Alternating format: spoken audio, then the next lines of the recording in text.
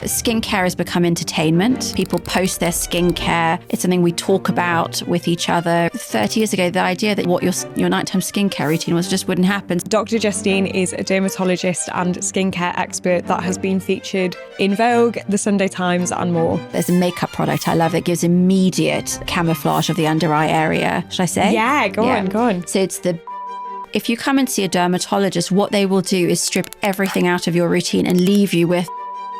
We'll explore how to get rid of acne marks, tackle stubborn dark under eye circles, and even choose the best skincare for your skin type. Doing nothing also has its problems. In acne, for example, if you don't treat it, people can end up with. Really? Hi, I'm Dr. Justine, and you're listening to the Her Discussions podcast. Dr. Justine, I am so happy to have you on the podcast. We've had so many community questions about acne and so many different skin things. But first of all, I wanted to know what role your skin health played in your life, maybe your earlier life growing up in South Africa. So firstly, thank you for having me on. And my skin health wasn't something that really occurred to me very much until I was 12 and started getting spots. And that's really what led me to wanting to become a dermatologist, a sort of whole journey of having these things appear on your skin, not know what they are, not know how to look after them. But to answer your question about South Africa, I suppose my earliest thoughts about my skin health were my mum chasing me around the beach, trying to get us to put sunscreen on as kids. And in those days, sunscreen was called suntan lotion. Interesting. Well, I mean, people would call it suntan lotion. So the idea of putting sunscreen on when I was little growing up was that you put it on to enable you to tan safely. That's what people were thinking about doing.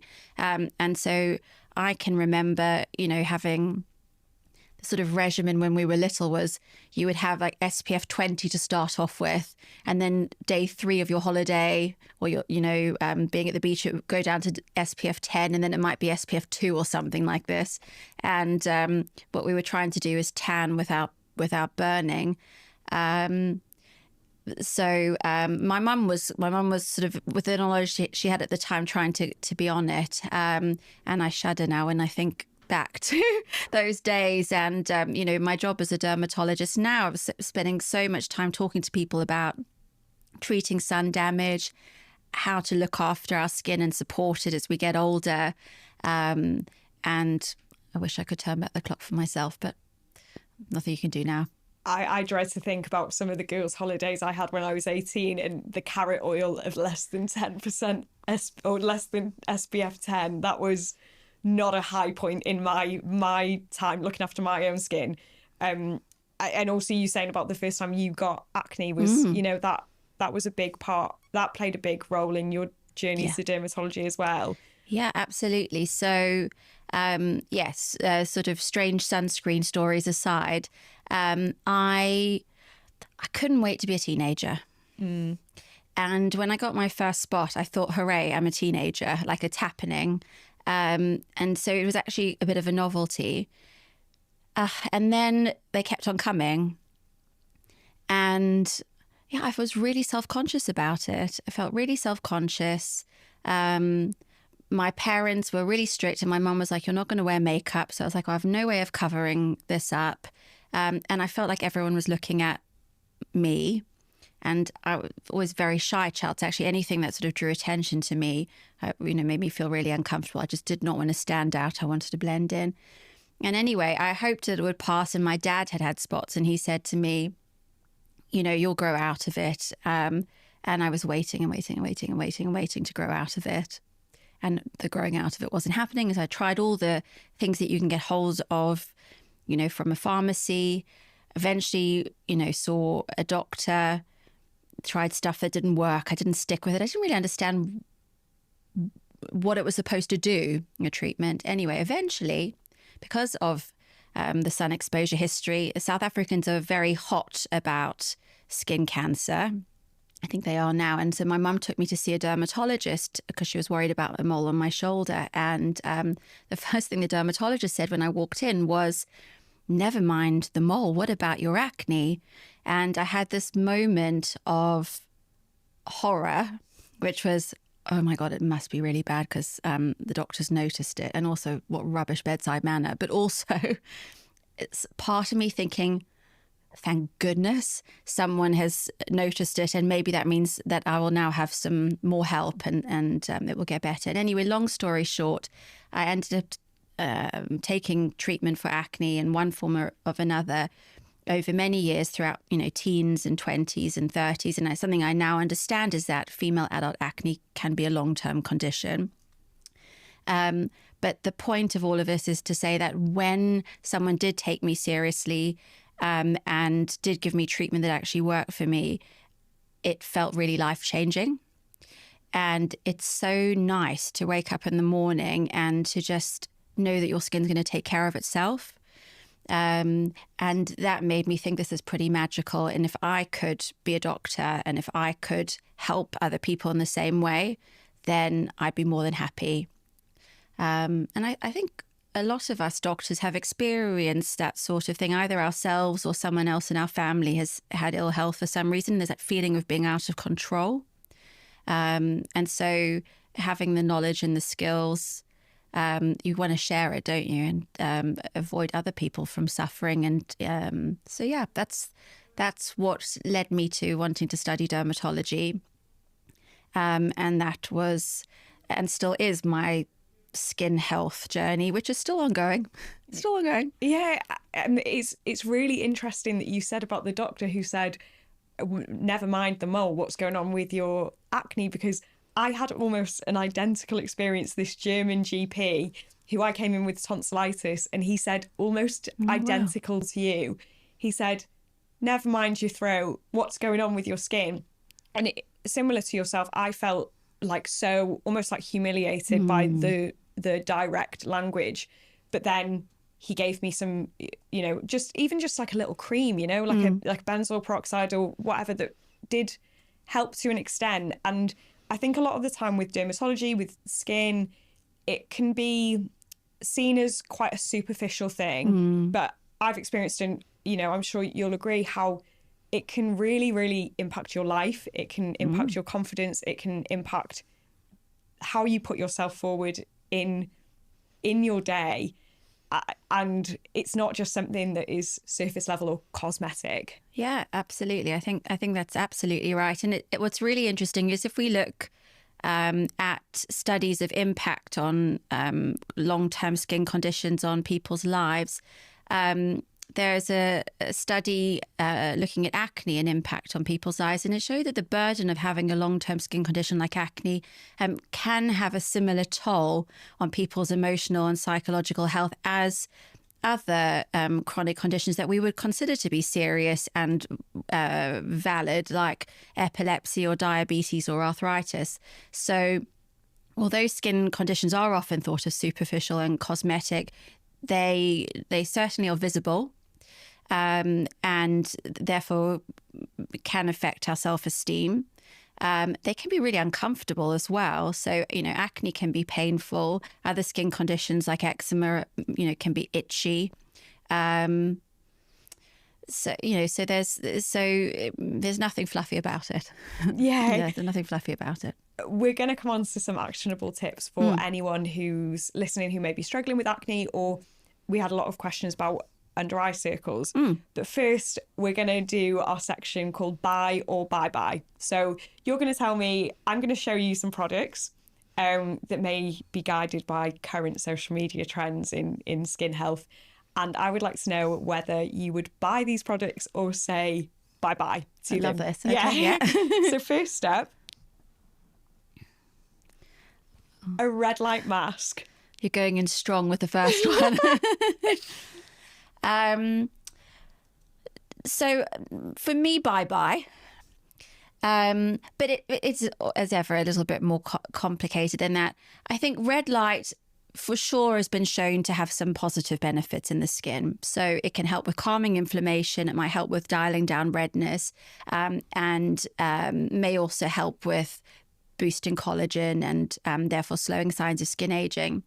But most of the work is on devices that are used in a hospital or clinical setting.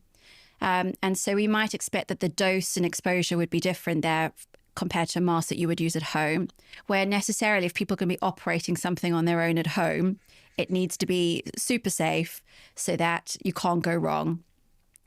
The at-home masks aren't as well studied, and I think it's a bit of a stretch to say for sure that the at-home mask would deliver the same sort of results as an in-clinic device. That said, it's not complete nonsense, but I think the things that people need to know about are that you have to use the mask regularly to get benefit. You probably have to use it for quite a sustained amount of time before you get benefit, and that if you do all of those things, the benefits still might be very modest. So as long as someone is aware of those things, then I don't think there's any problem with using a red light mask. And I know one of my, when I was having this discussion with one of my patients earlier in the week, and we were talking about stress management and what do you do, to decompress during the week. And she said, I wear my red light mask because then no one bothers me while I have it on, and then I'll do something while I've got it on. And I thought, you know what? I quite like the idea of that. But I think the problem is that there is so much misleading marketing. And I think a lot of people buy a red light mask because there's this sort of idea that it's going to improve skin, but people don't exactly know what they're looking for it to do. And I think when people think that having a red light mask at home is going to treat their acne, and then don't seek proper support for managing acne and then develop scarring, etc. in the meantime, that's a sort of scenario where I think it would be really useful if people were really clear about what the mask can do, how much benefit it can have, and that there are sometimes better alternatives. I think a really common thread that we've seen in a lot of these podcast episodes is not using or not avoiding using a product as a replacement for going to get clinical help is not a good idea. And that's a really common thread. So I'm happy you said that. Another thing is focusing on the boring bloody basics that don't get the clicks, don't get the aren't as sexy, Go and see a doctor getting proper treatment for your acne before maybe result into these things which may have marginal gains, but aren't going to be the foundations. So yeah, I feel like that was a really, really useful answer. And if I'm allowed to add one last thing, it's that a lot of people do get very upset if we say that actually the benefits might be modest, because they'll say, I've tried it and actually had a good result. And I think that's the nature of these things. Some people will have a benefit, but probably more people don't get a wow factor. So that doesn't mean it's useless for everyone, but it also means that probably if everyone bought it, a lot of people would be disappointed. But to your point, often when someone has got to the point where they're buying a red light mask, and most of them are not super cheap, they've also already thought about their skincare routine and maybe using products that are helpful for the skin condition. And I think there's this bias whereby if you spend a lot of money on something, you are inclined to think that that thing is the thing that's working, rather than the other boring things that you're doing, like washing your face twice a day and using a retinol cream. Fab. Yeah. Next, we have... I'm nervous. Beef tallow. Yeah, it's food. Yeah, no. No, a big old bye-bye. So that's a bye-bye. I think this is a sort of fear around... I want to say chemicals, fear around using conventional skincare. But I just don't understand how tallow has been the thing that people want to use instead. No. So it's fine for, no. No. Just a big old no. Next, we have... This is an overnight face mask, if you want to have a little look. Collagen night wrapping mask. Yeah. So this is going to be something that I would never use, but tell me, how is it supposed to be used? So to be put on the face and then left on overnight. I'm not a massive kind of mask type of person.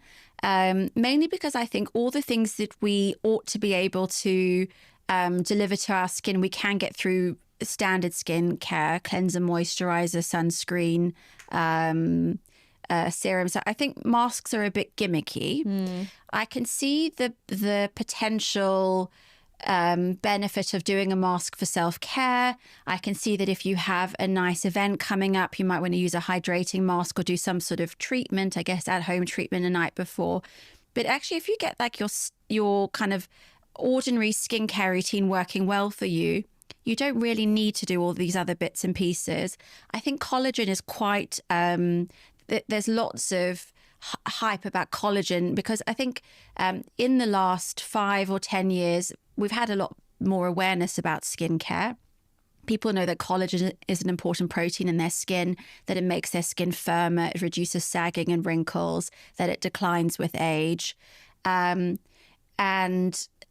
so there's been a big trend, one about collagen supplements. I don't know if you've got any hiding there. Yeah. Okay, you find it coming. And the other end is using collagen in skincare. But collagen in skincare doesn't really go anywhere. It's too big to penetrate through your skin barrier. Your skin barrier is really clever and it keeps stuff out that's not supposed to go in. The best way to look after your own collagen is with sun protection. So 80% of facial aging is from UV exposure. So that's the number one threat to our collagen. The second thing to do to look after your collagen is to use something which has a retinoid in it. So retinol, retinol, tretinoin, these are all different retinoids. And this is probably the best proven topical agent to boost collagen. And then there are other things that we can do to look after our collagen, like protecting our skin from pollution, like making sure we have a good diet that includes enough protein. But I think this sort of thing is a bit gimmicky. Perfect. You mentioned, pop that there. You mentioned retinol, and tretinoin. Do you mind explaining for the listeners what those are and what are the key differences and who would be better suited to which? Yeah. So I think the way I like to think of it is, so they're all in a group called topical retinoids. Retinoids come from vitamin A to anyone who hasn't yet heard of them. And I like to divide them in my mind into over-the-counter and prescription ones. I think that's quite a good way to think about it. So prescription ones will go by names like tretinoin. There might be some brand names. Those are usually ones prescribed for acne. And adapalene is another type. It's also licensed for treating acne. And there are a couple of other newer ones. There's one called Acne-Safe, which is used for treating acne. So most prescription retinoids are licensed for treating acne. But some prescription retinoids like tretinoin will also be used for supporting skin aging, healthy skin aging, because they stimulate collagen in the skin and they smooth the skin. And it can also be used for treating scars in the skin, for improving pigmentation. Tretinoin is not available in the UK over the counter, apart from one version that comes with an antibiotic in it. So it's usually produced by compounding pharmacies. There are various subscription services where people can get hold of tretinoin. The over-the-counter ones are your retinol or retinaldehyde, which sometimes people call retinal. And there's gram-active retinoid and there's retinol palmitate. There's a whole bunch of different ones. The main ones to know about are retinol and retinal. And these are mainly used for supporting healthy skin aging. So I think you'll often hear people talking about retinol for treating acne. No. There are prescription retinoids are for treating acne. Over-the-counter retinoids might have some benefit for acne, but they're not tested in the same way. They're nowhere near as reliable for treating acne. Over-the-counter retinoids, by and large, are for supporting healthy skin aging. So that would be for smoothing the surface, helping to reduce fine lines, reducing surface roughness, may help a bit with pigmentation. So that's how I divide them. The prescription ones are more potent. They may work faster. They may have a bigger magnitude of effect. But if your goal is healthy skin aging, and you're not treating a medical condition like acne, it's perfectly reasonable to use an over-the-counter retinoid. And if you use it for many, many, many years, probably it all evens out in the end. So that's how I tend to think of them. And are there any retinol brands that you, over-the-counter brands that you reach for? Yes. And unfortunately, the one that springs to mind immediately is not a super affordable one, but it is a very good one. So I really like from the brand Medicate, the crystal retinol, which I know a lot of people are aware of. And I like that because it's got retinaldehyde. So it's a very reliable ingredient, predominantly, as we just said, for supporting skin as we age. But retinaldehyde may have this, some benefit on spots as well. As I said, not as good as a prescription, but may have some benefit. And what's really neat about it is it comes in different levels, which means that if you're new to using retinoids, or if you have had issues with tolerating retinoids in the past, or if you can't tolerate a prescription retinoid, you can start at the bottom level, which is level 1. You can work your way to using that more frequently. And then if your skin tolerates it and you want to improve, I guess, the speed of your results, the magnitude of your results, you can kind of move up the ladder. So it starts at number 1, and I think the highest strength one is number 20. So that's one that I really like. Another more affordable one that I really love, and they've probably changed the name, but it's the Boots Protect and Perfect. So it's the number 7. Yes, yeah. And they have one that's got 0.3% retinol, and it's also got a peptide complex in it. And that one is really, really nice. Peptides are also good for stimulating collagen and for hydration in the skin. So that one is a sort of starterish level retinoid. But again, as I said, if you used it for years, I think it would be okay. You don't always have to use the strongest thing to get the benefit. And the peptide component in it is very nice, and that tends to be very well tolerated. So there are some of my patients I put onto that one years ago, and they still continue using it and love it. And it also works really nicely for neck and chest. Oh, lovely. Yeah. With retinol and retinols, there's a lot of conversation around the stability of them. Could you explain what's meant by that, and maybe what to look out for people who are choosing products? I think the main thing to be aware of there is that they can be less stable after exposure to sunlight. So one of the things that people who use retinol will probably be aware of, or want to use it, will probably be aware of, is that you're told to apply it in the evenings most of the time. And everyone will sort of say, oh, it's because it makes your skin more sensitive to the sun. And that's part of it. Retinoids can make the skin more sensitive to the sun.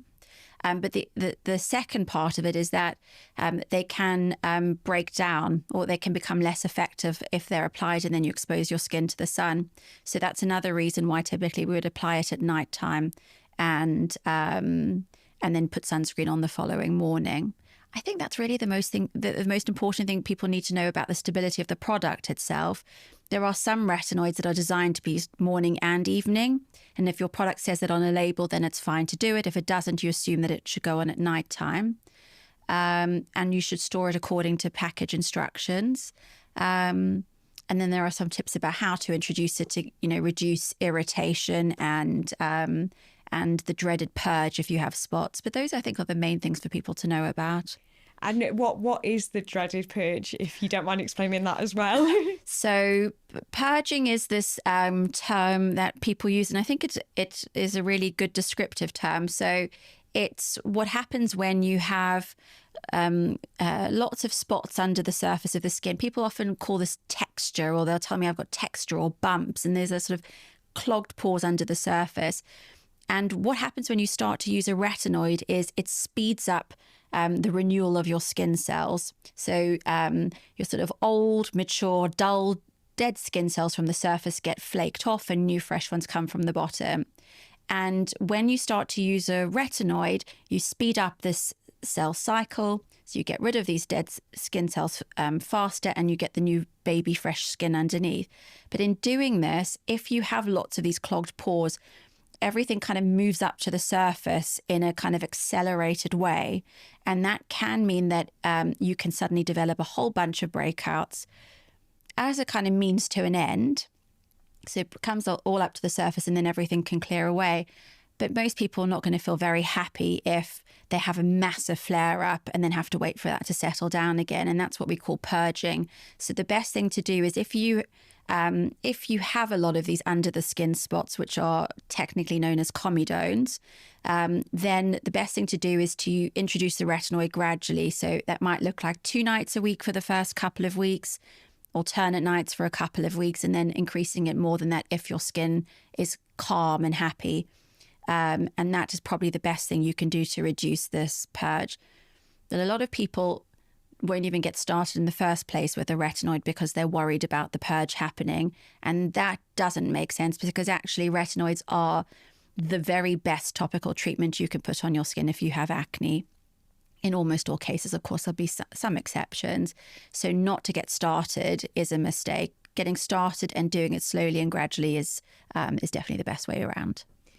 Retinoids just seem like a really, really great product. Yeah. I will get back to the buy or buy section, but is there anyone who you would not recommend to use retinoids? Yep. So if you are trying to get pregnant, then you shouldn't use retinoids. That's really the main one. If you are someone who has a very sensitive skin, so let's say that you maybe are someone who has grown up with eczema, you get eczema on your face, or you have rosacea, which is a fairly common inflammatory skin condition characterized by redness, flushing, pimples, or different variations of these things. Those are conditions where the skin barrier is already weakened and the skin is much more sensitive.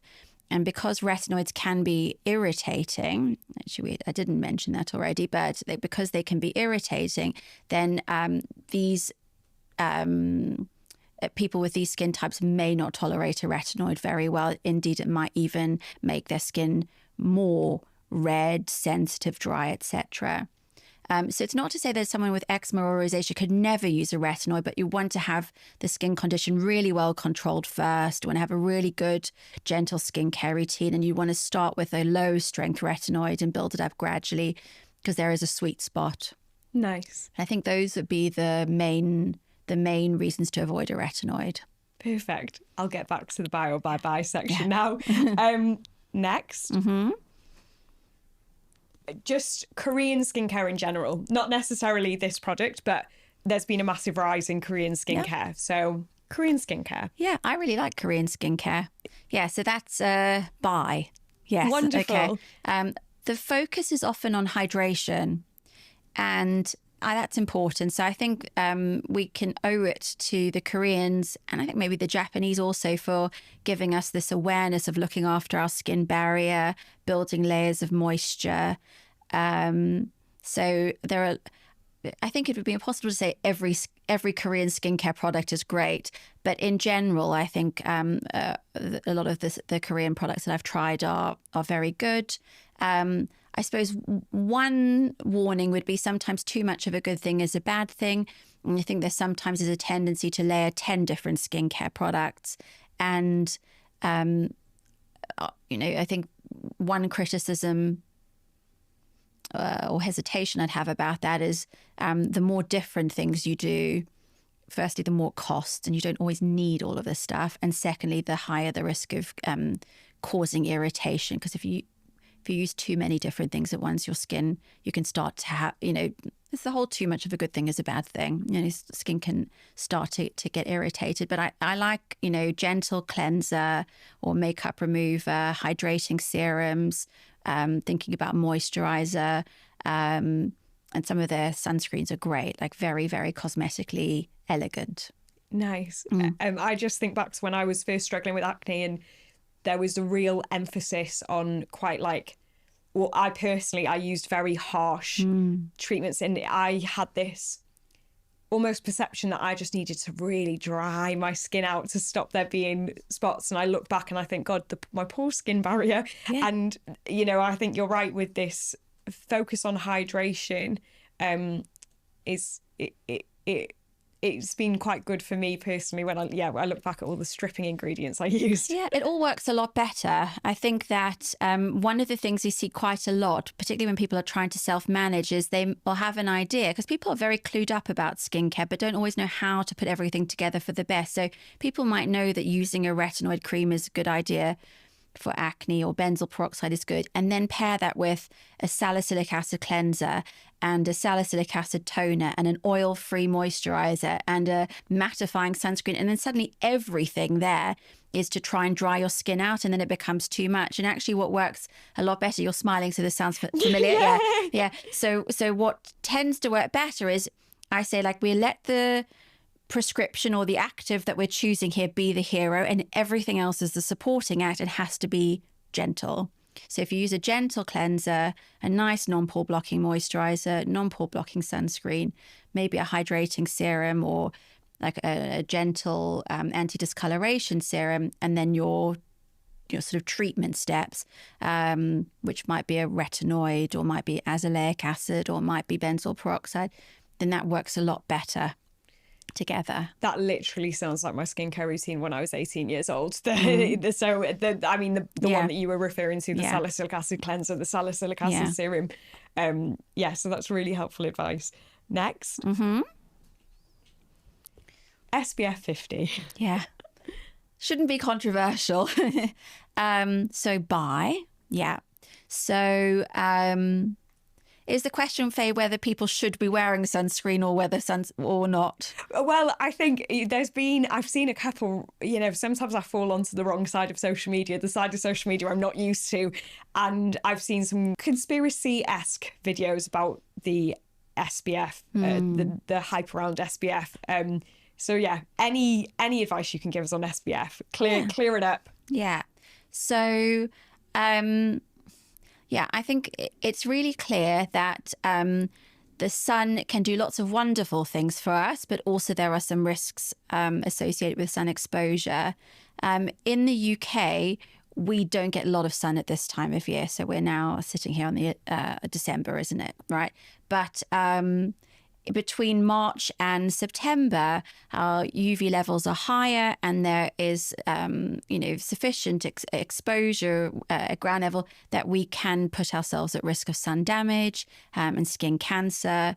We also know that UV exposure will age the skin faster, and the characteristic hallmarks of skin aging. So, when we think about skin aging, what we're talking about is lines and wrinkles and age spots, so brown spots.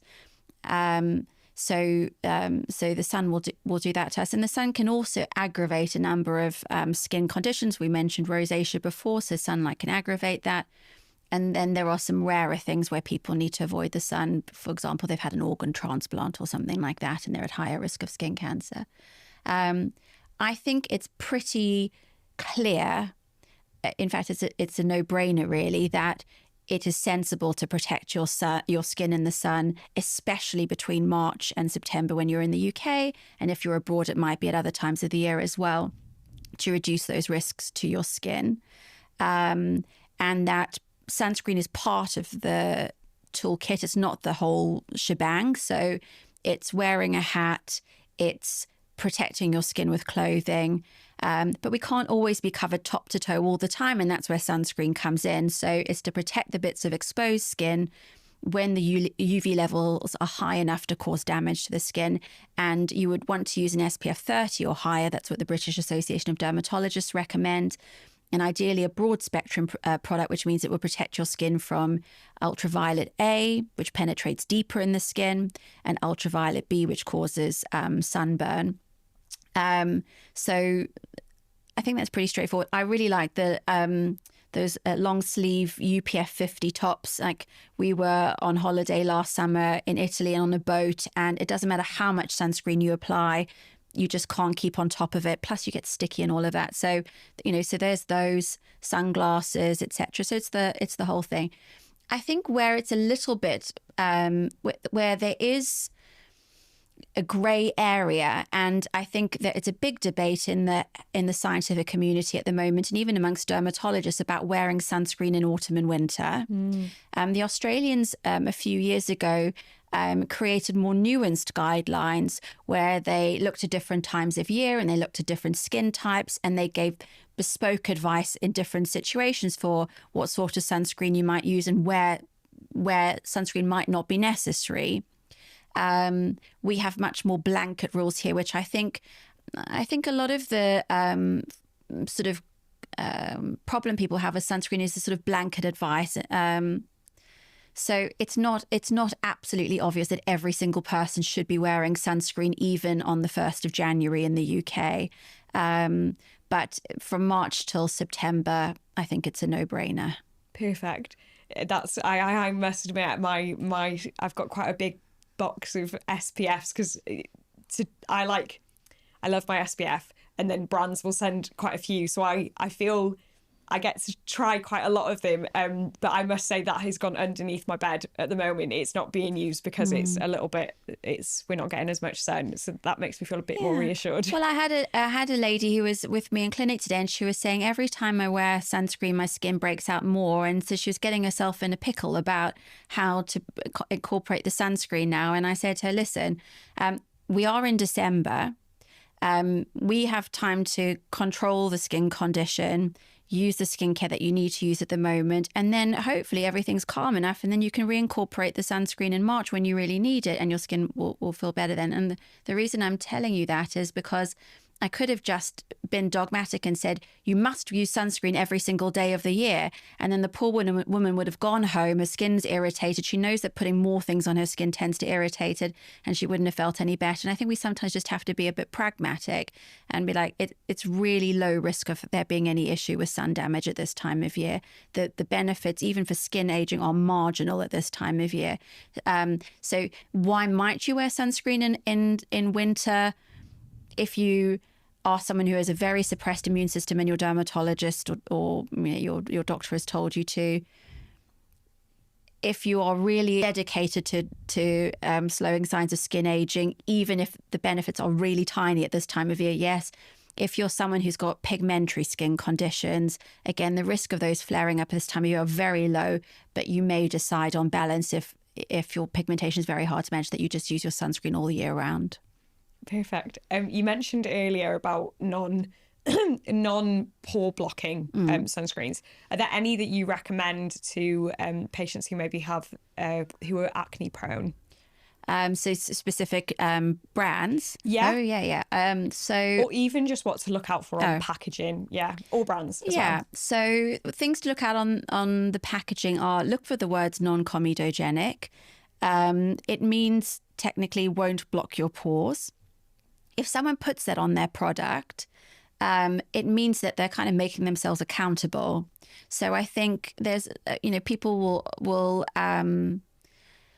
sometimes say non-comedogenic doesn't mean anything. It's tested on animals, not on humans, and various other things. But I think if someone is saying non-comedogenic on their product, it means they've at least thought about it.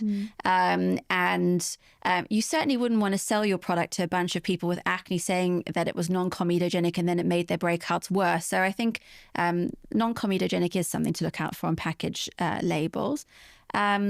Oil-free, that can sometimes be helpful as well. And if it says suitable for acne-prone skin, then that also gets... So those are the sorts of things I look out for on the package. But in terms of the sunscreen product itself, otherwise what you basically want is SPF 30 or higher. I wouldn't rely on sun protection in a makeup product to be a proper sunscreen because we just don't apply enough makeup for that to be the case. And you want good broad spectrum coverage, meaning that you'd see the UVA logo, the SPF numbers, the UVB protection, and if it says visible light protection as well, or high energy visible light protection, extra ticks, because visible lights, that's what you see when it's sunny, can also have an impact on things like pigmentation, etc. So those are what you'd be looking for. In terms of brands I like, you were holding up a La Roche-Posay one there before. They do really nice sunscreens for acne-prone skin. A lot of the French pharma brands do, so Avène do nice sunscreens. I think I prefer the La Roche-Posay ones.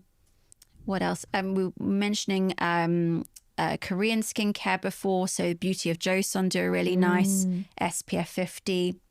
And And actually, one that I really love myself is a Garnier one. It's a vitamin C SPF 50, and it's got a bit of tint in it. It's quite glowy, and that I will use like as a tinted moisturizer. That's quite nice. So those are some of my favourites. Lovely. Do you use the 2-finger rule? Is that something you go by? Yes and no. I think it is a good rule to go by. So if you're not used to knowing how much sunscreen to put on, I think that can be very useful. I suppose by now I kind of have a good idea of what size the blob needs to be and just put that on. But the idea is that if you do 2 finger strips, then that should give you enough sunscreen for your face, neck and ears to give you decent protection. We usually say something like between half and 1 teaspoon for face, neck and ears, which is really quite a lot of product. And if people aren't used to putting that amount on, it's a good way of demonstrating that actually the quantity should be more than people are used to. It can also be helpful to just do half of that amount first, rub it in, and then do the second amount and rub it in. So 1 finger first and then the second. Because if you try to slosh around 2 fingers worth of sunscreen all over your face, sometimes it gets a bit messy. But if you do it one at a time, it builds up better. And you might also reduce that balling up or pilling if you layer it rather than putting a lot on at the same time. I remember the first time I did the 2-finger rule, and I was so shocked at how much product it was. And that's a really, really helpful tip, because I've also been there where I've put SPF on my face, then put my makeup on afterwards, and I've had the horrible little balls. Yeah. So building it up is brilliant. 2 last products. I keep getting distracted. Next. Hydrocolloid spot patches. Yeah, love them. Brilliant. Okay, yeah. Fabulous. This is quite a used pack. I would have these in my bag for when I had a shift, because I would, if I was on shift and maybe I had like something I could feel under the skin, I would mainly put the spot patch on. So I tried to ignore it. It was covered up and I didn't think about it. But it's nice to know that I really like them. Yeah, I really like them. We've used hydrocolloids in dermatology for ages, and they were used as dressings when you're sort of trying to heal wounds, leg ulcers, this sort of thing, in some of the dressings. So it's the hydrocolloid material which is really useful. A lot of them will say they have salicylic acid or niacinamide or microdots or various other kind of all singing, all dancing things. I think that's all just a gimmick. I think actually it's the hydrocolloid material itself that makes the difference. And they're brilliant, as you say, for preventing us from picking. But they do also help to flatten out spots faster. And I think for the pus-filled ones, it's also quite nice because instead of picking or squeezing, often, when you peel the patch off, the pus comes out as well. So I think they're really good, but very big fan. Brilliant. Fabulous. I've also seen a couple of dermatologists saying that you can just, if you want a more affordable option, you can get the big ones and cut them up into small spots, and that can be more affordable. But yeah, I found them just super, super handy to have in my bag on the go. They're really good, and they're getting better and better. I think there are now some brands where you can put them on and apply makeup over it, and you don't see them very much. So that's also quite neat. Yeah, but there are loads of different brands now. Yeah, I wish I had them when I was in school and I had really bad acne. They would have been just an absolute lifesaver. I know. What's quite nice though is that people now will kind of wear them and not feel ashamed about it, because when they first became available, we say, "Oh, stick it on overnight because you won't want to go out with it." And then those, the star ones came out, the colourful star ones, and then go to my local coffee shop and the girl serving me would have 3 stars on her face, and I'd be like, "Good for you." Yeah, they can make it a statement and don't be embarrassed about it. So yeah, they're super. Big fan. Times are changing. Yeah. It's really nice. Yeah, exactly. Last one we have is a collagen supplement. So this is a collagen, hydrolyzed collagen peptides.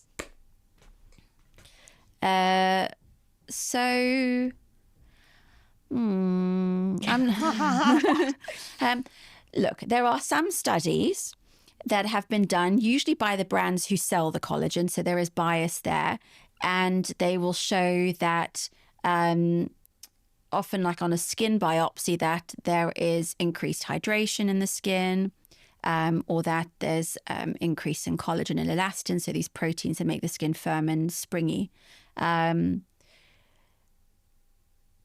so there is that.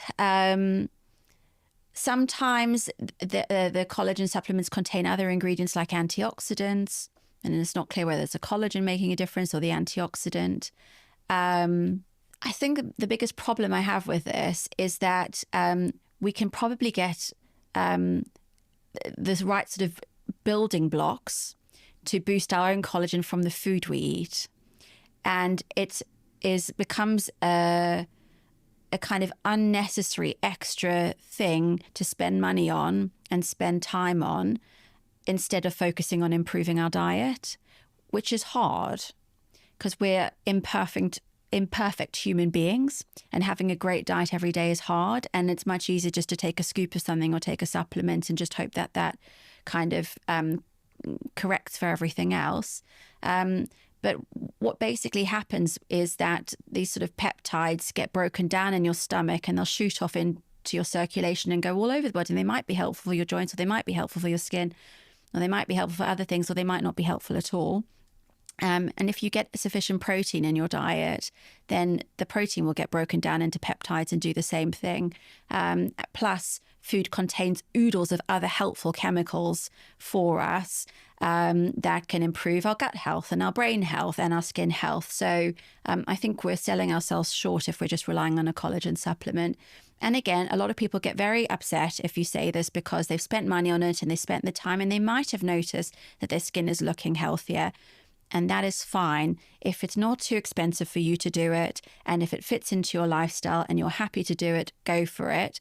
But just know that there are other better ways that you could do it. And, you know, if you are getting a diet, like a Mediterranean style diet, where you're eating oily fish, you're getting nuts and seeds, beans and pulses, you'll and if you eat some meat, even if you don't, then you'll likely be getting enough protein to do what this says it's going to do.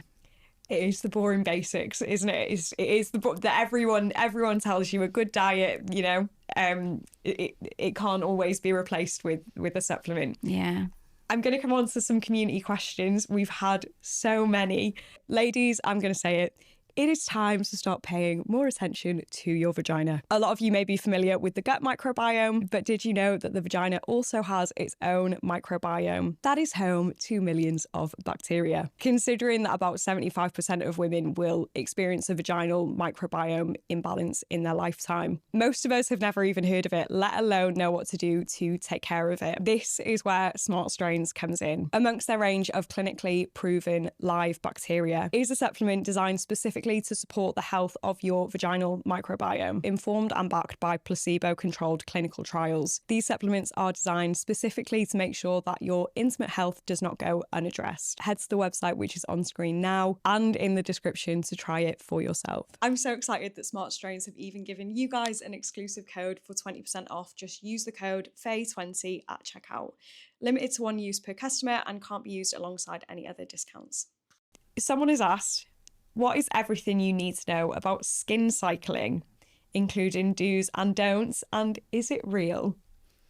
Yeah, so it's kind of a way of saying how to incorporate a couple of different actives into the routine without irritating your skin. I think that's basically what skin cycling is about. And so the idea, which was popularized by an American dermatologist, is that this idea of using a retinoid some of the time, an exfoliating acid some of the time, and doing that in a way that doesn't wreck your skin barrier. And so the proposition is something like you would use, let's say, glycolic acid on night 1, you would use a retinoid night 2, you'd have a rest night or a couple of rest nights, and then you would repeat the same thing again. What are the pros and cons of it?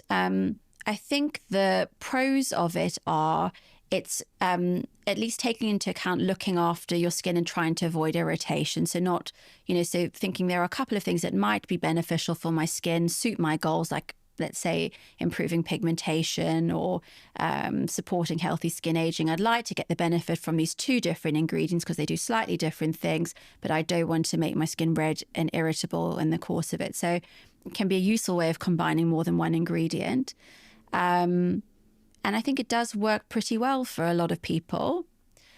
I think if you have healthy skin, otherwise healthy skin, and you are, the main reason for doing this is because you want to kind of fine tune and, you know, make your skin glowier and what have you, then I think it's probably fine to do. I think if you're treating a skin issue, then kind of having multiple ingredients and not using any of them very regularly or not using it enough might mean you kind of miss the mark and don't get enough of a benefit.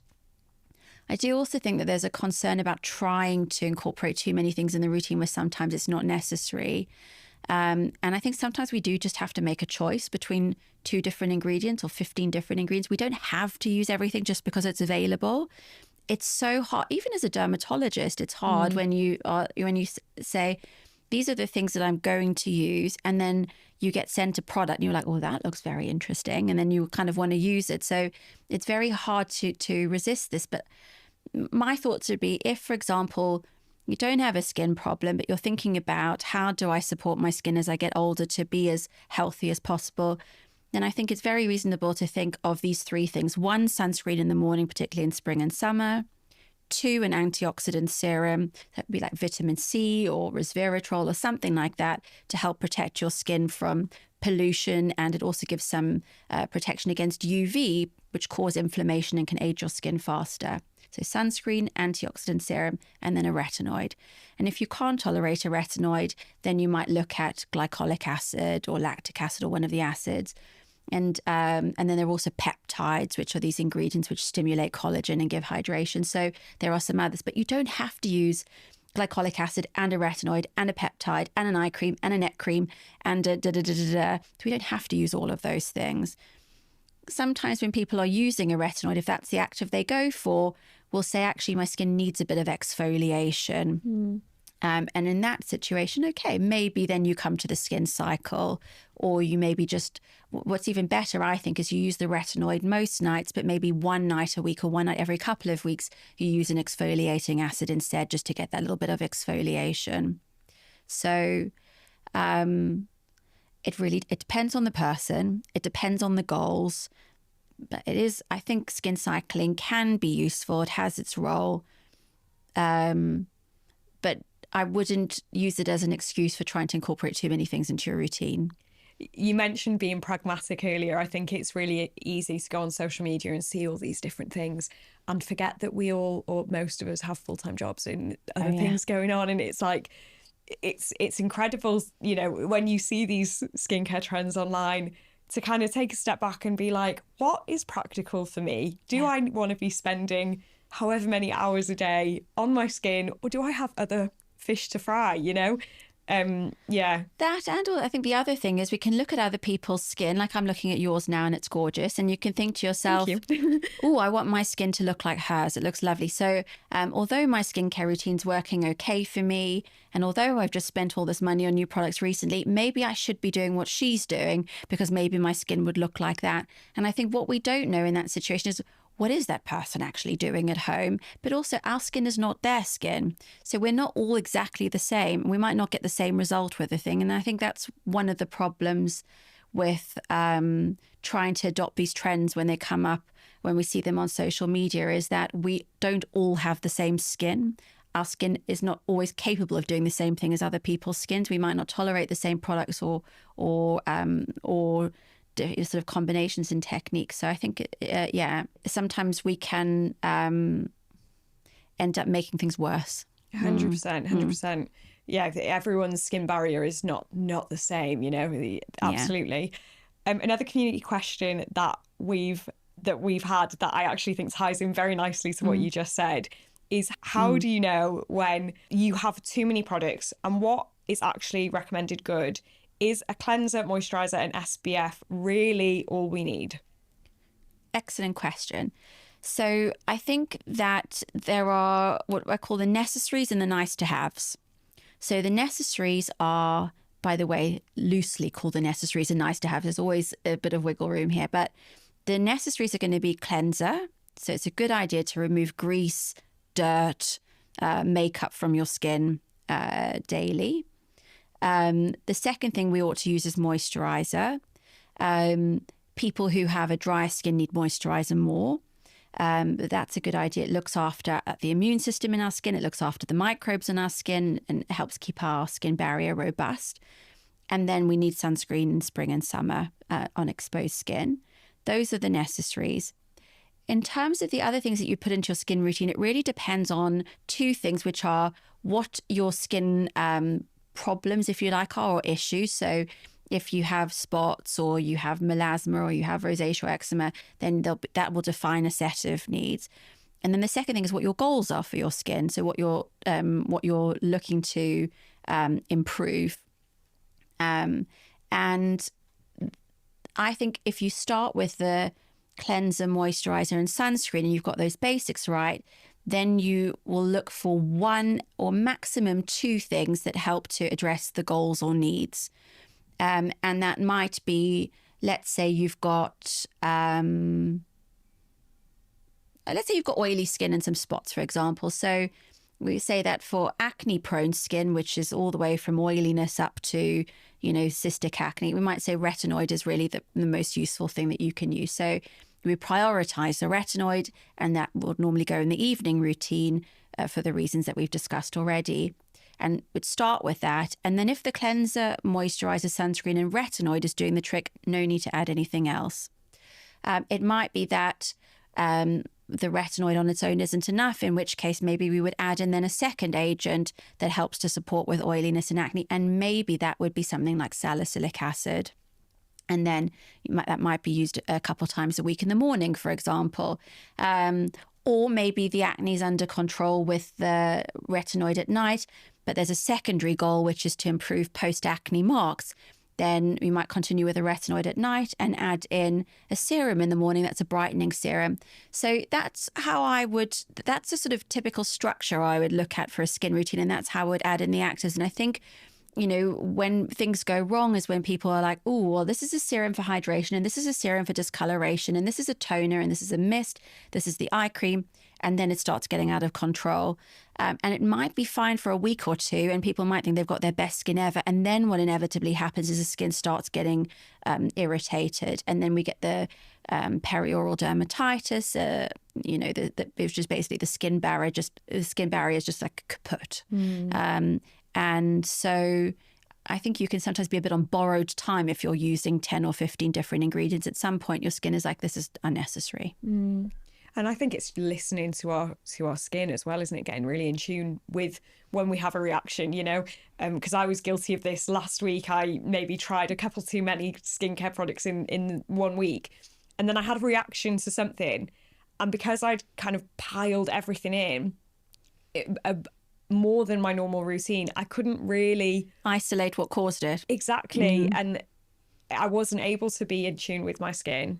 I think what often happens is if someone has done this kind of experimentation, because it is a bit like doing a science experiment on your face using all these different things, and then the skin gets irritated. If you come and see a dermatologist, what they will do is strip everything out of your routine and leave you with those necessaries, the cleanser, the moisturizer, and in spring and summer, the sunscreen. And so it tells us that the simpler, the better. So a happy skin barrier is one where you're using fewer products and you're focusing on moisturizer. And if you have had a bad experience and your skin is feeling very sensitive or irritated and you want to now start to reintroduce things, the best thing to do is be really selective. So, stick to one or two actives, but introduce them one at a time. And so I normally say you'll introduce one first, and then you give it a month or so. And if things are going well, you can introduce another, but do it on a kind of need to use it basis rather than just for the sake of it. And then if your skin is stable for a really long time, you can maybe do something, use a mask or something like that for a treat. But that's probably the safest way to do it. Now, obviously, I come at this from the perspective of a dermatologist who's used to looking after people when things go wrong and when they've overdone it. And I think a lot of people would listen to this and think, oh, boring.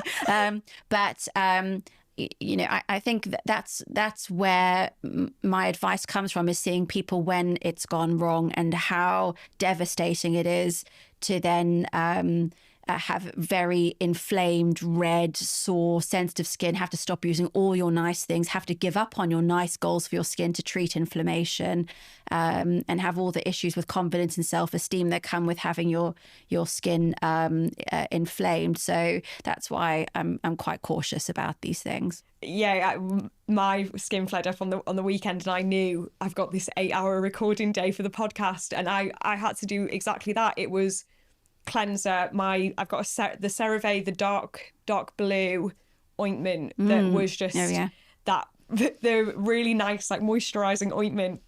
And I was really anxious because I was thinking, God, I'm gonna have to record all day with my skin peeling. That's not, I don't want that, and my makeup's sitting really, really horribly on my skin. Yeah, it's stress. It can be very stressful. And it's always, like, typically just before there's about to be an event or something where you're going to, be on screen or going to be looked at, and, a date or whatever it is. And then you're like, great. Yeah. That really neatly brings me on to actually a question that I hope the listeners will want to know the answer to, because it relates to skincare goals and expectations. Because I think you mentioned that earlier, setting a kind of idea of what you want to achieve from the skincare products. But when you look on social media and you see people without pores and without any wrinkles on their face, it can be really easy to have a skincare goal that maybe is not realistic. How would you recommend listeners maybe navigate social media and some of those unrealistic expectations? Delete it. Fair enough. It's really difficult. I think we have to remember that a lot of what we see isn't real. But Faye, I don't think I have the answer to this, actually, because I think it is really hard. I think as I'm talking to you today, and I was sitting in clinic earlier speaking to a teenage girl, and I was thinking the culture we're surrounded in is skincare has become entertainment. It's something we talk about with each other. We compare notes. People post their skincare. I think probably 30 years ago, the idea that you would sort of tell your whole street about what your nighttime skincare routine was just wouldn't happen. So we're all kind of really immersed in it. So we're invested in what our skincare is and whether it's working or not. There's a lot more focus on our appearance, and comparing ourselves to other people. This, of course, always existed. People would look at magazines or look at other people they admired and want to emulate them. But we're now kind of having it thrust in our faces all the time. We're on remote calls, and it was well documented during COVID that people seeing their faces on video calls more made them turn to having more plastic surgery. And this sort of thing. So it's very hard, and I think cosmetic treatments, of course, have become cheaper, more easily available as well. So there's been increased uptake in those. So we're seeing this all around us, and it's very hard to avoid. So I think there's got to be something said about reducing how we compare ourselves to others, reducing pressure on ourselves, and being more realistic. But I honestly think it's a societal issue, and I'm not quite sure how we solve it. I think we really need to work on confidence building, and self-esteem, and reducing perfectionism, and celebrating uniqueness. I think there's something really. It was my anniversary last night, and my husband and I went out for a drink, and there was this girl sitting at the bar, and she had had so much work done that I thought she probably, individually, her lips are probably lovely lips, her cheeks are lovely cheeks, her nose is a lovely nose, but put all together, all it looked like was this person does not look like the person they started out as initially, and it didn't look good. And I thought that's so sad, because she's done all of these things to try and make herself feel better, I guess, and to look better. But actually it was so distracting. All I could see was all the work that she'd had done. And I thought, I bet she looks so much better before all of that. So, yeah, I think I'm not against treatments or tweakments or skincare. No, I work in this world, and I do some treatments, and I do them for people as well. But I think we got carried away. So yeah, I think something about feeling better about ourselves and not trying to fit a mold. If I may say one more thing, it's a bit like, I don't know if you've noticed in the past decade or so that since Instagram, it doesn't matter where you go in the world and stay in an Airbnb, everywhere has the same decor. Yes. Yeah, everything looks the same. Places lose their unique value. You can be sitting in a restaurant in Portugal or London or New York City, and it looks like the interior design is the same because it's what's popular on social. And I think it's become a little bit the same with faces. We need to be able to kind of see quirks again, and we don't all want to have the same kind of puffy lips and yeah.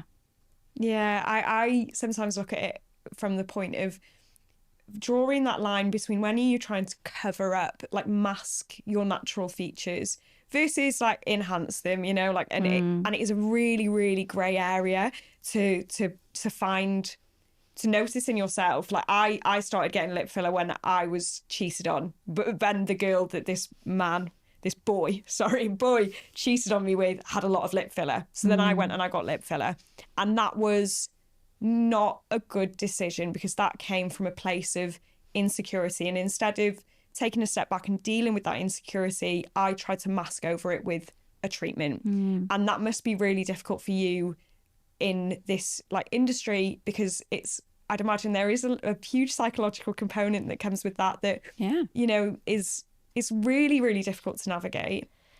There is, and I think there is something about wanting to make ourselves feel better. I mean, like the classic thing has always been like, someone's relationship ends and they go and like have a dramatic haircut or, dye their hair a different color. So I think you shouldn't beat yourself up. There's definitely precedent to sort of doing these sort of transformative things. But I think it's right. It's because when we're feeling bad, we want to do something that can make ourselves feel better. And to improve how you feel emotionally is hard. It takes work.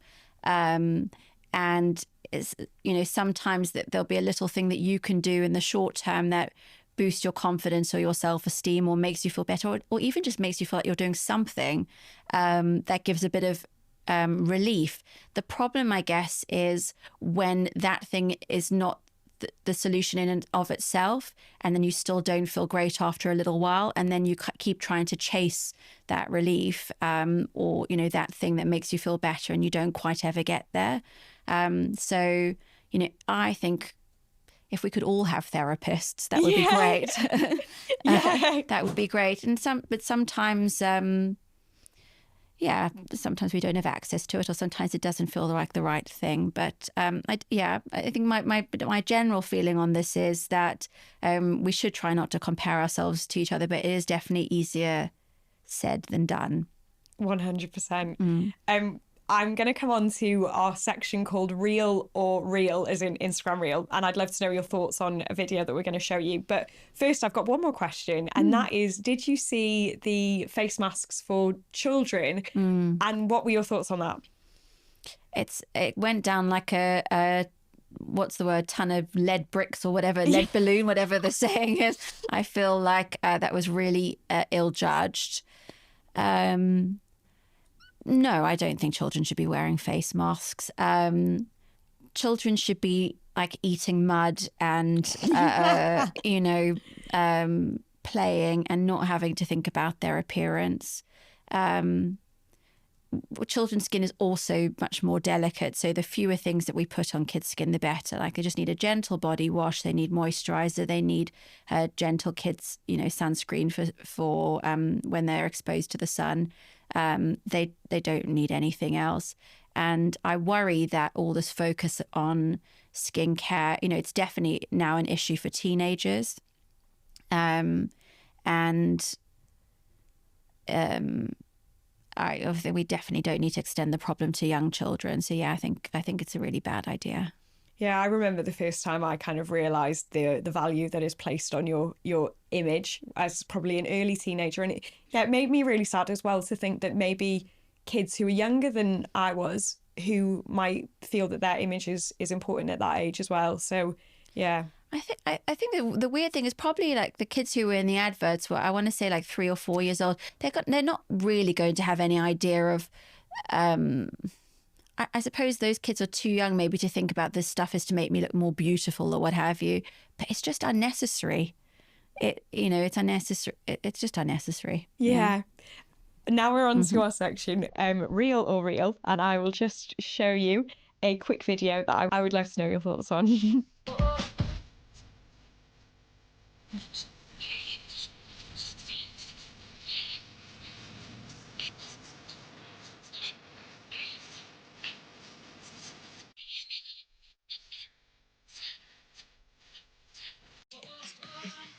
So, sorry, for those listening, it is a woman just peeling off many, many, many layers of masks from her face. Any thoughts? Have to say, firstly, I love that creator. I follow her on Instagram and she's really funny. Nice. But this is the whole morning shed trend. Honestly, if it gives anyone pleasure, they can knock themselves out, but it's unnecessary. First, and my thoughts are that it probably is really uncomfortable to sleep with all of these straps and tapes and bonnets and things. Like, I'm not sure how anyone breathes through all of that. So I'd say like the benefits for your skin would have to be really amazing to justify the time spent doing this. But it's basically that is an Instagram trend. It's like something that you can show yourself doing, that you can take a video of. It's not really meant to be something that anyone is actually doing in real life. I think that's a lot of things on social media, isn't it? Not really meant, doesn't really fit in with everyday life. No, exactly. The next topic that I'm going to come on to is something I'm sure a lot of the high achiever girlies who are listening will be very, very, very interested in. And I will be as well. How do we target our dark under eye circles? Yes. The old eye circles. So there are some skincare things that you can do. And then there are some kind of procedural things that could potentially be done if you want me to talk about those. And then there are also some lifestyle things that would be important. So first things first, what causes them? A lot of different things. So dark circles can be because there's more pigmentation underneath the eye, and that's more common in people who have brown or black skin. It's more common if you have eczema. So if you rub the skin there, it will get darker. It can also be genetic. So some people are more genetically prone to dark circles. The skin underneath our eyes is also really super thin. And then it's lying on top of fat and then muscle, which is purplish in colour. And the fat pad there can sometimes, or it will sort of deflate, I guess, over time. It might slip down, which means that the skin is then lying directly over muscle, and that can give a darker appearance as well. So those are some of the things that happen. We lose volume around the eyes over time as well. There is no magic cream. Darn it. Okay. There are some things that can help, though. So products that contain ingredients like vitamin C or retinol eye creams can potentially help with the under eye area. Vitamin K oxide can be helpful. So those are some of the niacinamide. Those are some of the ingredients that you might look for in a product there. What I'd say to people who I'm looking after in the clinic is if you're using a retinol or glycolic acid or vitamin C elsewhere in your skin, and you've been using it for a while and it doesn't irritate your skin, you may be able to place it under the eye area, and then you don't have to go and buy a separate eye cream. But if you have sensitive under eyes, or if you're not used to using those other, if you don't usually use those other things near the eye area, you might need to get a separate eye cream. Caffeine in eye creams can also be helpful. Like there are a bunch of different eye creams that contain caffeine, and that can be useful. But it's a sort of kind of slow burner type thing. It's not really wow factor. There are procedures that might be useful. There are various things like polynucleotides, is the sort of neuroinjectable treatment. They say that the people who make it say that it increases oxygenation of the tissues and it might help improve the dark circles. There are peels that can be used under the eye. There are other injections like PRP. So there are various other things that can be done there, but it kind of depends on what's causing your dark circles. And then getting enough sleep. We often look more hollow, sunken and dark around the eyes if we haven't had enough sleep. And that ideally would be getting regular sleeping hours. So in an ideal world, you could sort of go to bed and wake up at roughly the same time each day. Not getting dehydrated, that will increase the sort of sunken, dark appearance around the eyes. It's the stuff that everyone really knows. Yeah. But it is a tricky area to try and improve. Sometimes it's a combination of all of those things that works the best. So it's trying to make sure that you are getting enough sleep. It's using one of those brightening, products around the eyes. If you want, I've got one that I love that gives an immediate. There's a makeup product I love that gives immediate camouflage of the under eye area. Should I say? Yeah, go on. So it's the Beauty Pie Under Eye Genius Illuminator, I think it's called. Oh. It's a little pot of quite a sort of sticky substance. They do it in 3 different shades for different skin tones. And a little bit of that just sort of dabbed here underneath the eye after you've done your skincare. You can then put a bit of concealer on afterwards, but it really does a good job of reducing the under eye darkness. Gorgeous. That's a good product. And then there are the procedures as well. Beautiful. Yeah. That's really, really helpful. Yeah. The next community question that we've got is all about hormonal acne linked to my cycle. Do you have any advice for it? I get a spot on my chin every month before my period and ovulation, and nothing seems to work. So it's really common story that sort of hormone changes that happen just before the period increase oil production, and so that increases the risk of the breakouts. It depends really on how, if it's one pimple, which is still very annoying, it might be a pimple patch on it or like a salicylic acid gel or something like that. If it's several pimples and they come up every single month, and I guess if they don't go away between periods as well, those would be reasons to get onto good kind of acne treatment routine. And then you're not going to be firefighting a pimple every single month. And the acne treatment routine doesn't always have to be something very extreme that people might be imagining. It might just be using some topical therapy for acne. So it might be using a retinoid cream at night, or something like that.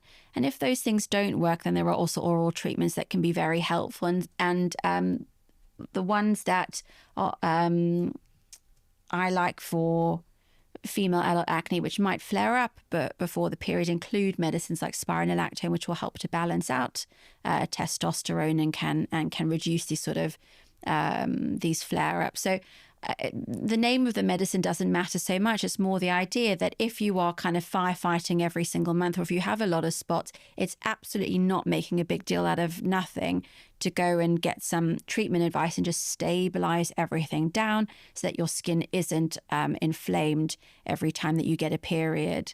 And we all have choices. Some people will say, well, I don't want to take medicine, and that's absolutely fine. If you're okay with having breakouts every month and you prefer to have to treat them one breakout at a time, be my guest. But if you prefer not to have to deal with that, then there are sometimes prescription options can make things a lot easier, and that can be supported with skincare and good lifestyle advice. That's really, really helpful. I think so often as women, we just minimize these symptoms as not that much to deal with. But you're so right. One pimple, kind of okay. But if it's really limiting your confidence in everyday life, it's not making a big deal about that. So I love that. Yeah, exactly. Or if you're spending 2 weeks of every month, like feeling stressed because you've got to cover up loads of spots, and you're spending half an hour peeling off pimple patches in the morning because you're using 20 every night, then there are easier ways to do it. Yeah. I remember my first lecture about acne in medical school, and at the time I was struggling with my acne, but I was really, really minimizing it. And they said, the dermatologist giving the lecture said something like, and you know, if you've got 7 spots, or gave a number for like spots, he said that could be classed as moderate to severe acne. And I was sat there and I was thinking, I've really been making myself feel like I'm being dramatic for this impacting so much of my life, but actually hearing someone verbalize, no, if you've got 7 spots that are painful and you're dealing with them every month, that is actually worth speaking to a doctor about. Yeah. It's not just, you know, something cosmetic that you are being a bit of a drama queen about. Was really validating. Yeah, I think that it brings up a very good point, which is that levels of distress do not typically, or do not always, correlate with levels of acne severity as well. So we would expect that if someone has a face and back full of cystic acne, that they would feel distressed about it. And usually they are, but sometimes not. But people, there is often this strange thing, we just get used to tolerating having a lot of spots and start to feel like I don't expect that anything will be better, and just waiting for it to go away, in the meantime suffering. And it's not unusual for people to turn up in clinic and have been dealing with breakouts for 10 or 15 years, which has been chipping away at their self-esteem. And I think it's unusual that most people would put up with anything for 10 or 15 years before getting proper help for it. I absolutely know how hard it is for people, though, to get in front of a doctor who can actually help them. And that means that there is a lot of self-management going on and trying to troubleshoot and going to the internet for help. So, you know, much as we sort of can make some jokes about people picking up tips off the internet, sometimes people do it because they feel like they've got no choice, and that is the information they have available to them, and that's what they will therefore try to do. But I would normally say that if you're struggling with your skin, even if objectively it's not severe, but it affects you a lot, then it is always still worth going to ask for help. And if you get turned away, trying again, because you know there is always something that can be done. We're going to come on to diet and skin in just a moment, but first I want to touch on misinformation on social media, because you just mentioned, you know, it can be quite tricky to get in front of a doctor and people turn to the internet. What would you recommend for the listeners, how to navigate this world of social media where everyone is a skincare expert? Are there any reliable sources that you recommend day to day? On social media, no. It's a difficult question. I think because there's so much that can get in the way. I think even doctors are advertising products these days. Yeah. And it's not pointing fingers, you know, at anyone. This is just the reality. And so it can be really hard for someone to work out what is a real recommendation and what isn't. And so I would very rarely point someone to anyone's social pages to get advice about skin. The British Association of Dermatologists has really good information leaflets about hundreds of different skin conditions, sort of indexed by the first letter, and they're really useful, and they're available through the British Association of Dermatologists website. They're free, and they usually are written by a dermatologist who's a specialist in that particular field. They are peer reviewed. So others in the organisation will check that they are sensible, and they're updated every few years. So that's a good way to get information about conditions and certain treatments. There's a New Zealand dermatology resource. I don't know if you've ever come across DermNet NZ. Yeah. So it's like a sort of a dermatology encyclopedia. It's got photos. It talks about hundreds and hundreds and hundreds of different skin conditions. And there is advice about, you know, what typical features might be. This is what it looks like. Often there'll be like a differential diagnosis. So what else could it be? And some of the common treatment steps. So that's quite a useful place to get information about as well. I think for support, it can be useful to be on social media, and there are lots of communities, I guess. So I know that, instead of feeling alone because you have a particular skin concern and you feel like you don't know anyone else with it, I think that can be quite useful. But there is sometimes a bit of scaremongering can kind of creep into these groups as well. Like, I had a bad experience with X medicine, or I had a bad experience with whatever the thing might be. And then this sort of becomes like, no one should take that medicine, or no one should try that type of treatment because this might happen. And what is lacking there is balance. Yeah. Every intervention has some risk.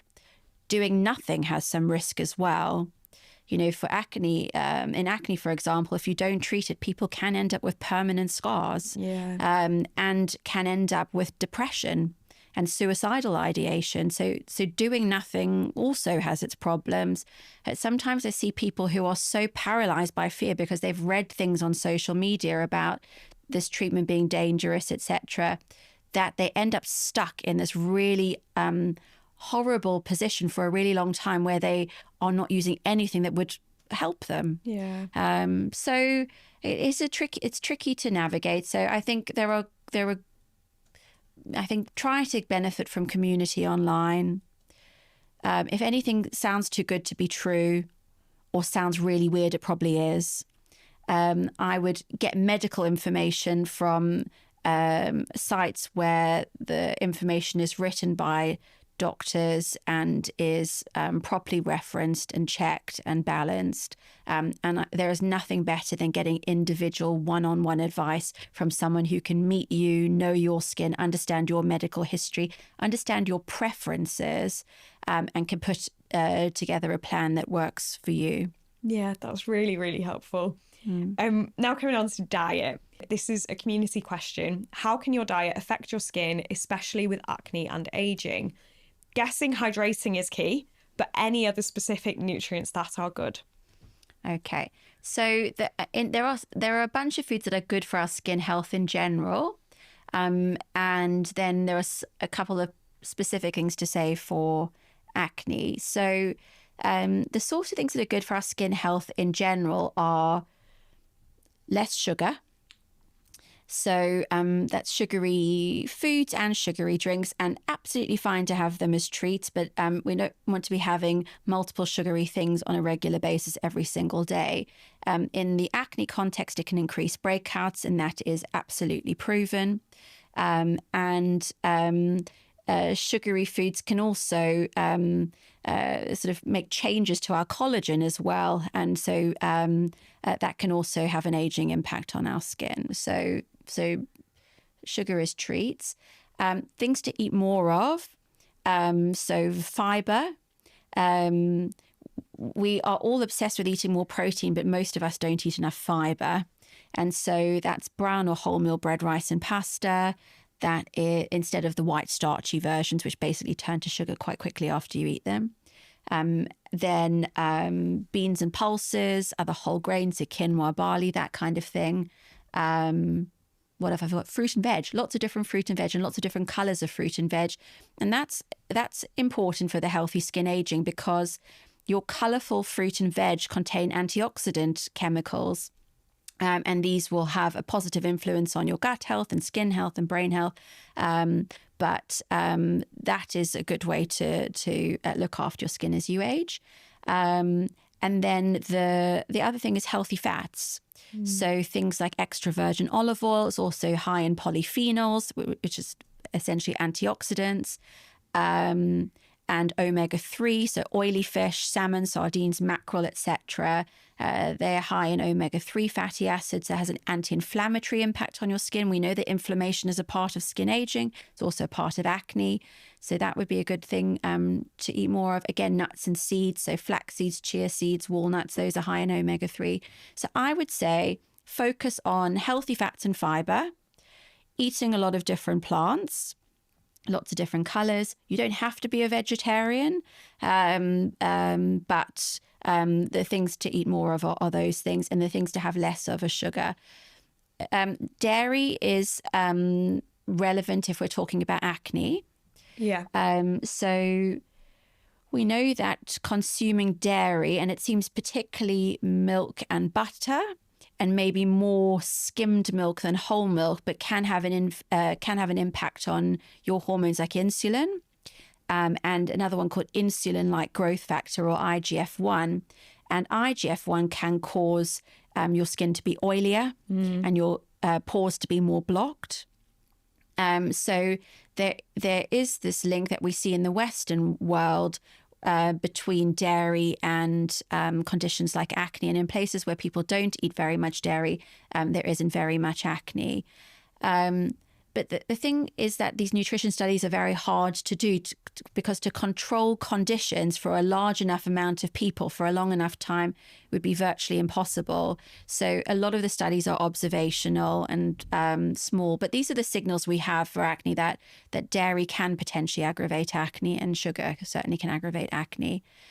A lot of people want to do a test to see if dairy does play a role in their acne, and there isn't any such test.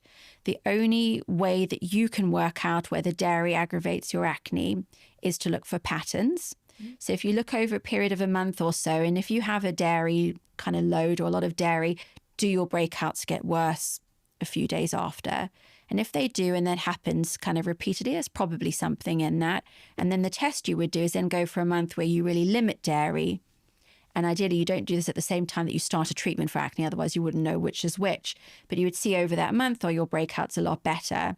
And if they are, that is probably the best evidence you're going to get that dairy plays a role in your acne. And then you can make an intelligent decision about whether you continue to limit dairy going forward.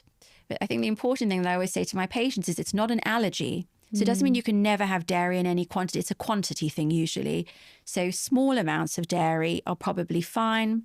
A bit of cheese or yogurt, which is full of good microbes, that's probably okay. But if your skin is sensitive to dairy, you might be rethinking the 3 latte a day habit. Yeah, our daily habits that actually probably build up over time. Fab. I've got a couple more community questions, and then I'm going to come on to the question that I asked all of our guests. This is one I'll be interested to hear your thoughts on. Is it possible to have permanent glass skin, or is it just a result of specific products? What are your thoughts on glass skin? That it'd be lovely for all of us to have it. Wouldn't that be nice? So glass skin, I think, is the result of a couple of things. It is an even complexion. It's a smooth surface, and there's something about reflectivity of the skin.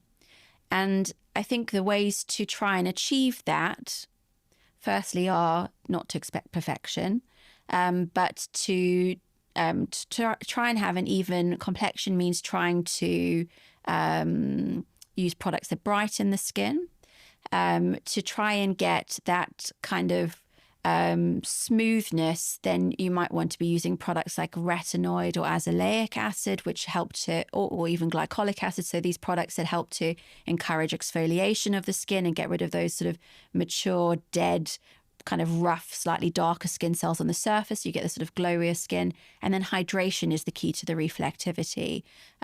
So how to do it? Gentle skincare products, an active like a retinoid, azelaic acid or glycolic acid, and moisturizing your skin really well. And hey presto. Hey presto. If only it was that simple. And then you have to sort of sprinkle in some really good genetics, and then maybe maybe there are some tweakments that some people do. So I think we, may feel like, well, hold on, I'm doing all of those things and I don't look like her. There might be some other stuff going on, like laser resurfacing or chemical peels or what have you, which, will act in a more exaggerated way maybe than some of the over-the-counter skincare. Another question that we have got is about eczema and severely dry, flaky, sensitive skin. So do you have any tips to help? And this individual has said that they've tried many moisturizers, but none feel moisturizing enough. Yeah. So eczema is the sort of poster child, I think, for a sort of upset skin barrier or impaired skin barrier. And that can then lead to inflammation in the skin. And so the cornerstones of managing eczema are, number one, emollient. So that's moisturizer to smooth the skin surface, to comfort the skin, and to trap water from being lost from the skin. So you might have to moisturize many times a day if you have eczema. And it's useful to have a few different moisturizers. So like no one likes to be sticky, but sometimes having lighter weight moisturizer for during the day, then maybe a much thicker ointment at nighttime can be useful. And sometimes even sleeping with garments on over the ointment so that you don't get stuck to your sheath, but also it helps it to soak in well. Using a soap substitute is important as well. Sometimes people will undo all the hard work they do with moisturizer by then using a foamy or soapy wash, and that strips the moisture out of the skin again. So using a soap substitute would be better. There are lots of like nice creamy ones that you can use, and they're not as messy as they used to be. That if you're doing like regular moisturizer and you're using appropriate products and you're using appropriate quantities of the product, I suppose that's another thing to say. An adult human with eczema might go through a 500-gram pot of moisturizer every week. Wow. Yeah. So if someone comes to clinic and they say, I've got Cetraben cream or whatever the cream is, and I've had it for the last 6 weeks and it's not finished, you're like, okay, you're using 6 times too little moisturizer. Okay. Wow. So you need to use a really big quantity. But if you're doing all of that and the skin is still feeling dry despite that, that can be a sign that there is inflammation in the skin that hasn't been properly addressed. And that might be, causing itching or scaling or redness. So if you're already being really diligent and careful with the moisturizer and your skin is still inflamed, you may need extra medical treatment. And there are all sorts of different types to calm inflammation in the skin. And then oftentimes the moisturizer feels like it can do its job better. Brilliant. That's super helpful. Another question relating to, we also had a lot of questions about how to get rid of marks from spots. So this community question asks how to get rid or reduce acne scarring. They also feel abandoned by my dermatologist since acne has cleared, but still have some mild scars.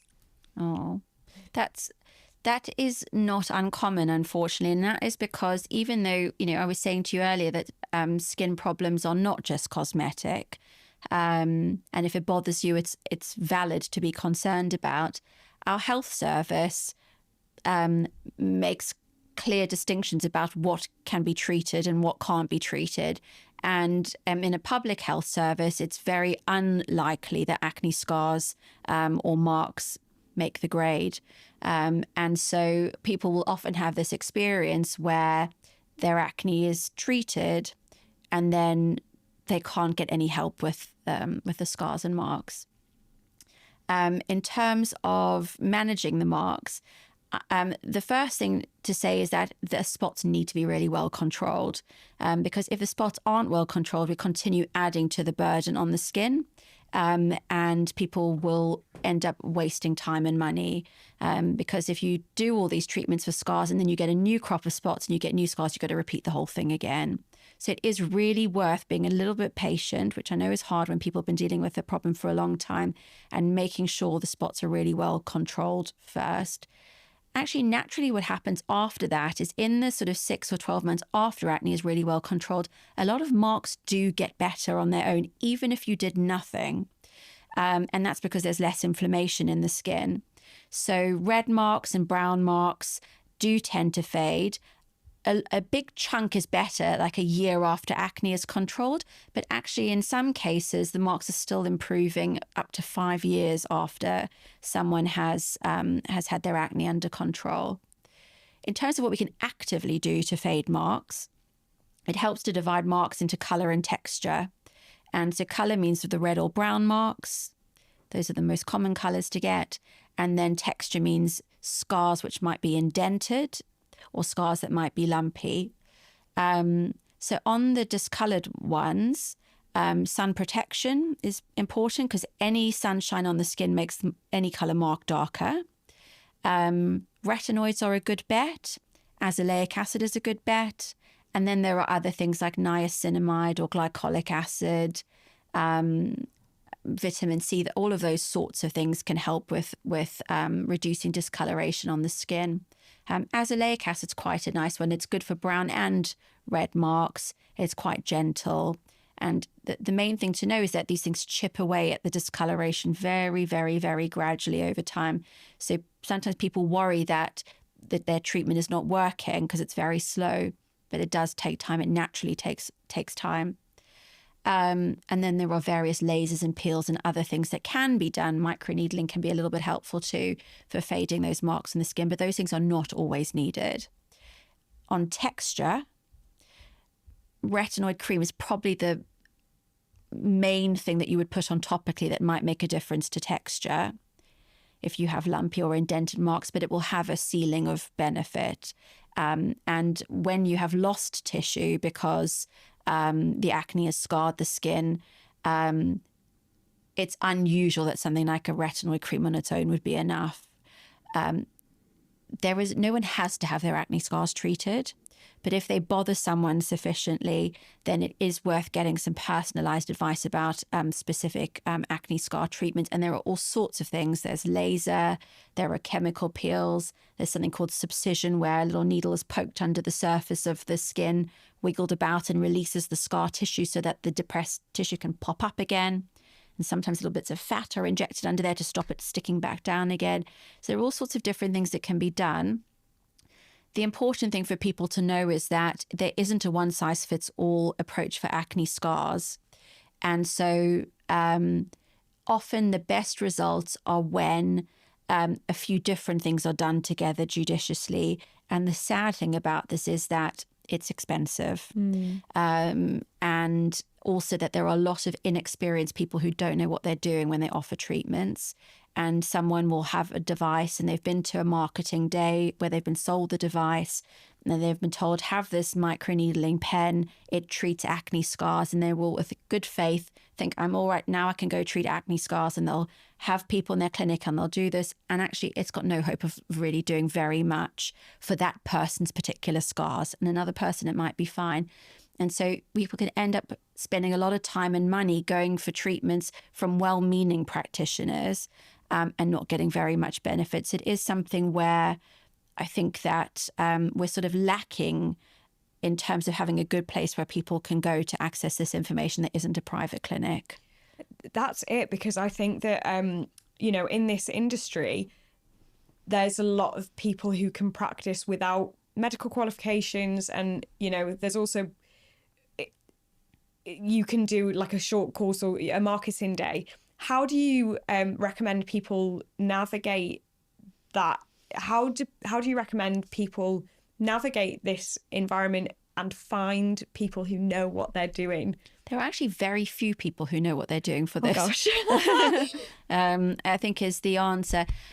Again, I'm coming at it from the experience of someone who looks after people with acne all the time, and I see the most pronounced acne scars. So if the scars are kind of mild and shallow, and if they are not having a massive impact on your psychological health, then I think it'd be reasonable to make sure your acne's treated, use a retinoid cream at night. Microneedling may be helpful to a degree. If it's affecting you a lot, if the scars are very deep, if they're very pronounced, then I think it is something that is worth going to actually have a discussion with an expert. And I think looking for someone who says they're expert in acne scars probably would be a good place to start. What we do in my clinic is that we have a multidisciplinary meeting. So because my practice is predominantly looking after acne, I work with a plastic surgeon where the two of us meet once a month. We discuss cases together. We discuss the sort of treatments that would be helpful. Then I can say to my patient, these are the 3 things that we think would be helpful. This is the one to prioritize. This is how much it's going to cost. What is your budget? And we sort of work like that. And we'll have like a hierarchy. But I think that is quite unusual. And I don't have like a magic, this formula would work for that. But I'd say if it's mild, the retinoid and microneedling seems reasonable. If it's more than that, or if you've tried that and it hasn't worked, you're probably best off going to speak to a dermatologist who specializes in acne and acne scarring. Brilliant. We've covered so many incredible topics. There's just a couple more I want to cover just to make sure I'm really answering people's questions. And then we'll do the last question. But another community question was about dry acne-prone skin. This individual says that they've seen a lot of skincare recommended for people with oily acne-prone skin, but they feel as though they don't know what the best products are for them with dry acne-prone skin. Yeah. Okay. There are a few different reasons why this could be. One could be the situation where someone has been trying to manage their spots and they're using products that are drying their skin out a bit. So that could be it. Also, our faces aren't necessarily uniform all over. So, for example, I have a very greasy nose. I'm quite confident right now that my nose will be greasy because it always is. So we can sometimes have, skin that's oily in one area but drier in other areas. And then you're trying to use the same product all over the face and it doesn't suit you in some areas. So that can happen. But interestingly, all acne comes from the oil glands. So actually, at some level, there is something to do with oil production, even in people's skin that feels dry. Sometimes when our skin is inflamed, it can feel dry. And often when an acne spot is settling, there'll be some peeling there as the skin settles or flaking. So what to do about it? Very gentle skincare routine. I think you were saying earlier that when you had spots, you felt like you wanted to scrub at your skin. So a lot of time when people have spots, they feel somehow that they're unclean or they just want to get rid of it. And so they pick their skin or they sort of exfoliate it heavily. So you want to avoid any scrubs or exfoliators on the skin like that. They increase inflammation. And you can imagine if you had a burn on your skin, you wouldn't rub an acid on it or you wouldn't put a polish on it and scrape away at it. You would expect that would make your skin more inflamed. So the same goes with acne. Really gentle cleanser. We used to tell people not to use moisturizer if they had acne, or people just wouldn't use moisturizer because they would worry it would make the acne worse. But we understand now about skin barrier function, that moisturizing the skin helps to calm the skin when there's inflammation. So moisturizing the skin, if this person isn't already doing that, would be a good idea, and look for products that are non-comedogenic. And then if the skin truly is dry and they find things like a retinoid hard to tolerate, then there may be a role for something like azelaic acid, which is much less irritating and less drying than a retinoid. Niacinamide is a nice ingredient to look out for in skincare products as well, because it will help with blemishes, but it also helps to support the skin barrier. So sometimes like a niacinamide containing serum might be quite nice to use. Nice. That brings us to the end of the podcast and the question I ask all the guests, which is, Dr. Justine, what do you wish every woman knew by the time she was 25? I'm thinking deeply, Faye. Yeah, it is a deep question. I'm thinking something about self-esteem is really what I'm thinking. If I think back to myself as a young person, I was really shy. My parents were very strict, and I definitely am one of those, or have been one of those people pleasery type people, like high achiever at school, wanted to please everyone, wanted to fit in, didn't want to inconvenience anyone, and put a lot of pressure on myself about how I looked, about, what I did, my achievements, about keeping up, felt like I was never as good as anyone else. And I suppose the thing I would like to have known back then that I do know now is that it's my life, and that I have more control over how my life goes than I thought I had. I have more agency, that I am valuable, that I can make a contribution, that I don't have to be perfect, and that no one else really expects me to. And that has been, I'm 43 now, so that's taken a long time to learn. So I suppose maybe the thing I'd like everyone to know before they're 25 is that they don't have to believe their inner critic, and that we can be less hard on ourselves, and that we're better than we think we are. I think that those would be my thoughts. And I think that's absolutely incredible, because I know that a lot of our listeners are high achiever girlies who are very ambitious and striving to be the best they possibly can be. But that really resonates with even my experience of acne, where I was trying to be, perfect and successful in every single area of my life. And I felt that this acne was this massive stain on the image I was hoping to portray to the world, when actually it's okay to not be perfect all the time. It's okay to have a little bit of acne. It's okay to not have to, be this perfectionist all the time. So I think that's a lesson that I definitely think will resonate with a lot of the listeners. So Dr. Justine, that was absolutely incredible. We've covered so many different areas of dermatology. So I'm very, very grateful for you coming on the podcast, and I'm sure all the listeners will be as well. So thank you so much. It's my pleasure. Thank you for having me. I love talking to you. Oh, thank you. Ladies, I'm going to say it. It is time to start paying more attention to your vagina. A lot of you may be familiar with the gut microbiome, but did you know that the vagina also has its own microbiome that is home to millions of bacteria? Considering that about 75% of women will experience a vaginal microbiome imbalance in their lifetime, most of us have never even heard of it, let alone know what to do to take care of it. This is where Smart Strains comes in. Amongst their range of clinically proven live bacteria is a supplement designed specifically to support the health of your vaginal microbiome, informed and backed by placebo-controlled clinical trials. These supplements are designed specifically to make sure that your intimate health does not go unaddressed. Head to the website, which is on screen now and in the description, to try it for yourself. I'm so excited that Smart Strains have even given you guys an exclusive code for 20% off. Just use the code FAY20 at checkout. Limited to one use per customer and can't be used alongside any other discounts.